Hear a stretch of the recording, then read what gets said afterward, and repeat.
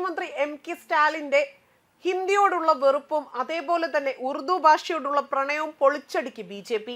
സ്റ്റാലിന്റെ ഉറുദു പ്രണയം മുസ്ലിം പ്രീണനം ആണ് എന്നാണ് ബി.ജെ.പി. ആരോപിച്ചിരിക്കുന്നത്.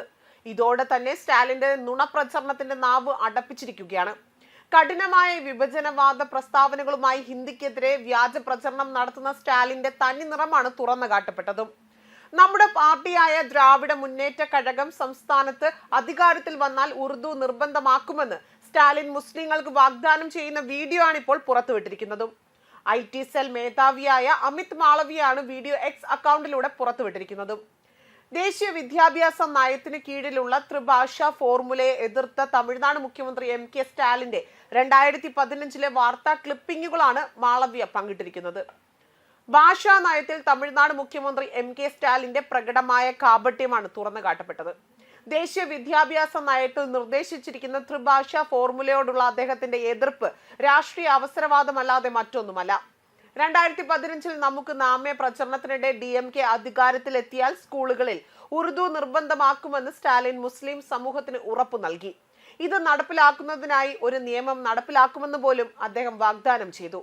മലയാളം, കന്നഡ, തെലുങ്ക്, ഹിന്ദി എന്നിവയുൾപ്പെടെയുള്ള ഇന്ത്യൻ ഭാഷകളെ ദുർബലപ്പെടുത്താൻ DMK ദൃഢനിശ്ചയം ചെയ്തിട്ടുണ്ടെങ്കിൽ ഉറുദു അടിച്ചേൽപ്പിക്കുന്നത് എങ്ങനെ സ്വീകാര്യമാകും? കൂടുതൽ അവസരങ്ങൾ തേടുന്ന തമിഴ്നാട്ടിലെ യുവ വിദ്യാർത്ഥികൾ ഉത്തരം അർഹിക്കുന്നുണ്ട് എന്നാണ് മാളവ്യ തന്റെ എക്സ് അക്കൗണ്ടിലൂടെ വ്യക്തമാക്കിയിരിക്കുന്നത്. അദ്ദേഹത്തിന്റെ വാക്കുകളാണ് ഇതെല്ലാം.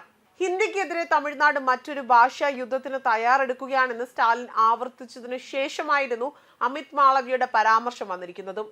പല അവസരങ്ങളിലും ഉറുദു ഭാഷയെ സംരക്ഷിക്കുകയും പ്രോത്സാഹിപ്പിക്കുകയും ചെയ്യുമെന്ന് DMK അതായത് എം.കെ. സ്റ്റാലിൻ വാഗ്ദാനം ചെയ്തിട്ടുണ്ട്. ഈ പച്ചയായ മുസ്ലിം പ്രീണനമാണ് BJP എടുത്തുകാട്ടിയിരിക്കുന്നതും. ത്രിഭാഷാ ഫോർമുലയോടുള്ള സ്റ്റാലിന്റെ എതിർപ്പിനെ രാഷ്ട്രീയ അവസരവാദം എന്ന് വിശേഷിപ്പിച്ച മാളവ്യ എക്സിൽ അതിരൂക്ഷമായിട്ട് തന്നെയാണ് എം.കെ. സ്റ്റാലിനെതിരെ എഴുതിയിരിക്കുന്നത്.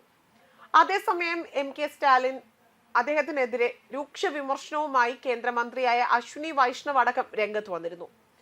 മാത്രമല്ല അമിത്ഷാ മറ്റൊരു വിമർശനവും നടത്തിയിരുന്നു. മുഖ്യമന്ത്രി എം.കെ. സ്റ്റാലിൻ ആരോപിക്കുന്നത് പോലെ ഫണ്ട് അനുവദിച്ചാൽ തമിഴ്നാടിനോട് കേന്ദ്രം അനീതി കാണിച്ചിട്ടില്ല എന്ന് വ്യക്തമാക്കിക്കൊണ്ടായിരുന്നു കേന്ദ്ര ആഭ്യന്തരമന്ത്രിയായ അമിത്ഷാ രംഗത്ത് വന്നത്.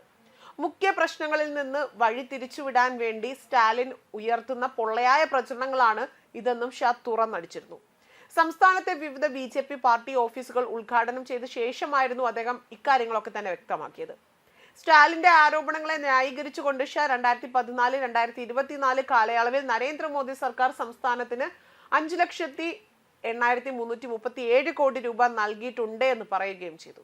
നേരത്തെ ഡിലിമിറ്റേഷൻ പ്രക്രിയയെക്കുറിച്ച് തെറ്റായ പ്രചരണം കേന്ദ്രം പ്രചരിപ്പിച്ചതായും സ്റ്റാലിൻ ആരോപിച്ചിരുന്നു. തുടർന്ന് ഈ വിഷയത്തെക്കുറിച്ച് ഉദാഹരണങ്ങൾക്ക് വിരാമമിടുകയും ഷാ അവസാനം സമയം കണ്ടെത്തുകയും ചെയ്തു. ആനുപാതികമായി അതിർത്തി നിർണയം നടത്തുമ്പോൾ തന്നെ തമിഴ്നാട് ഉൾപ്പെടെയുള്ള ഒരു ദക്ഷിണേന്ത്യൻ സംസ്ഥാനങ്ങൾക്കും പാർലമെന്റിൽ പ്രാതിനിധ്യത്തിന് കുറവ് വരില്ല എന്നായിരുന്നു അമിത്ഷാ ഉറപ്പിച്ചു പറഞ്ഞതും. സംസ്ഥാനത്തെ ക്രമസമാധാന പാലനത്തിനുള്ള പരാജയം സംബന്ധിച്ച് ഭരണകക്ഷിയായ DMK സർക്കാരിനെതിരെ കേന്ദ്രമന്ത്രി രൂക്ഷ വിമർശനമാണ് ഉന്നയിച്ചത്. തമിഴ്നാട്ടിൽ ദേശവിരുദ്ധ പ്രവണത എക്കാലത്തും ഉയർന്ന ആ ഒരു നിലയിലേക്കാണ് എന്നും അദ്ദേഹം വ്യക്തമാക്കി.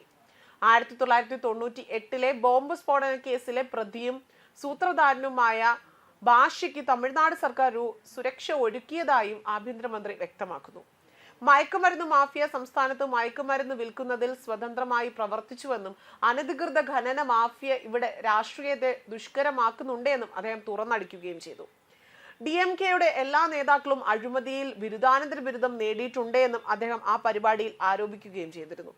സംസ്ഥാനത്തെ ജനങ്ങൾ നിരവധി വിഷയത്തിൽ അസ്വസ്ഥരാണ് എങ്കിൽ പോലും മുഖ്യമന്ത്രിയും മകനും പൊതുജന ശ്രദ്ധ തിരിക്കാൻ വേണ്ടി ചില വിഷയങ്ങൾ എടുത്തു പറയുന്നുണ്ട് എന്നും അതേപോലെ തെക്കിനോട് ഒരു അനീതിയും അനുവദിക്കില്ല എന്ന് പറഞ്ഞ് അതിർത്തി നിർണയത്തെക്കുറിച്ച് അവർ ഒരു യോഗം നടത്താൻ പോവുകയാണ്.